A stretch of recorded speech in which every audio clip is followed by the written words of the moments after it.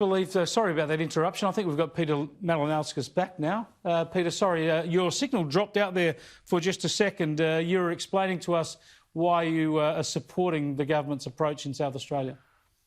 Well, look, put simply, Chris, I just am providing bipartisan support to the Marshall Liberal government when it comes to them making decisions on the basis of health advice. I think that's the responsible thing to do in a crisis.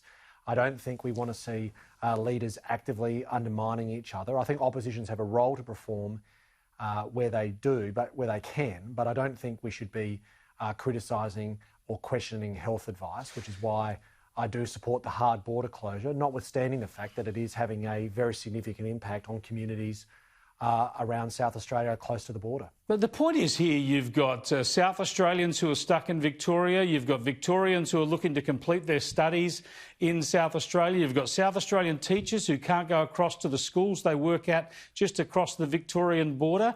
What has this got to do with health advice? Well, Chris, we know that Stephen Marshall has in his hands apparently health advice that says that keeping that border closed keeps South Australians safe, and it would be irresponsible on my part to question that advice. What I would say, however, is that we think there should be a degree of consistency applied when it comes to border closures, and this is where I do depart from the government in regards to their trial of bringing in 300 international students. I don't think South Australians collectively understand how Mildura, Adelaide University students from Mildura can't come into South Australia because of COVID-19, but international students can.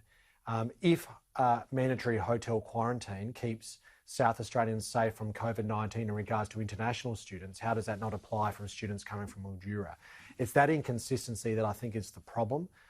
What I'm calling for is consistency when it comes to border measures, because that is so critical when it comes to maintaining community support for what are very drastic decisions, for what are significant sacrifices we're asking border communities to make on behalf of other fellow South Australians. I mean, you're right to pick out that inconsistency. I've railed against that on this program this week. So are you saying that that trial of international students should not occur in South Australia? Not at this time.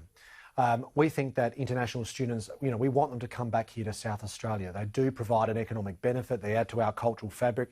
They're a critical tool when it comes to soft diplomacy. There will be a time where we want international students back here in South Australia.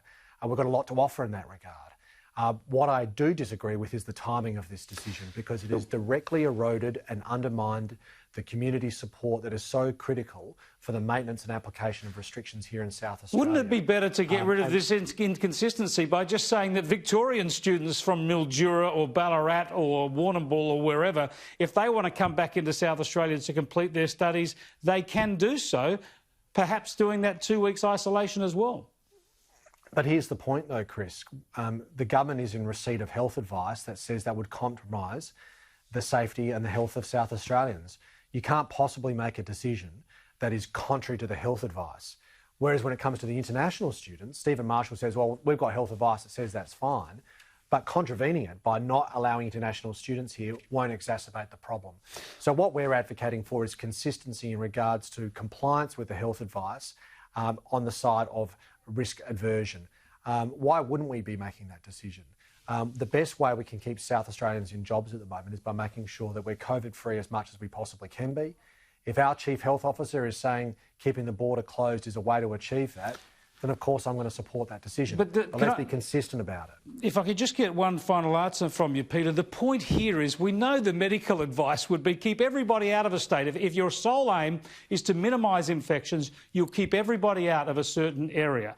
Our politicians are employed to weigh up the social, economic and practical choices and costs and benefits, and the fact that we probably have to live with this virus for years. So surely you've got to start to make some pragmatic decisions and allow people to live convenient lives, proper lifestyles in these border communities. Absolutely. But that's why I also support the border opening with Queensland, Tasmania, West Australia, the Northern Territory. I think there has been a pragmatic response here in South Australia. There's a hard border closure with Victoria, where we know there are active cases on the other side, albeit we're starting to see some good news, which is a good thing. But My point and my principal focus is about making sure that the government has a degree of consistency in that application.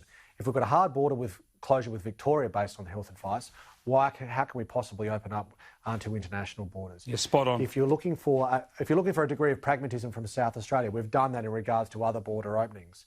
What the problem is the inconsistency in terms of Stephen Marshall opening up our borders to international students, which generally speaking come from countries like China and India. At the same time, we've got a hard border closure with Victoria. That to me doesn't make sense. Peter Malinauskas, thanks for joining us yet again. The state opposition leader there from South Australia, Peter Malinauskas. He's saying let's get rid of this inconsistency. He says so stop the international students. I say let the Victorians in under the same conditions. This hard border with Victoria is creating so many problems.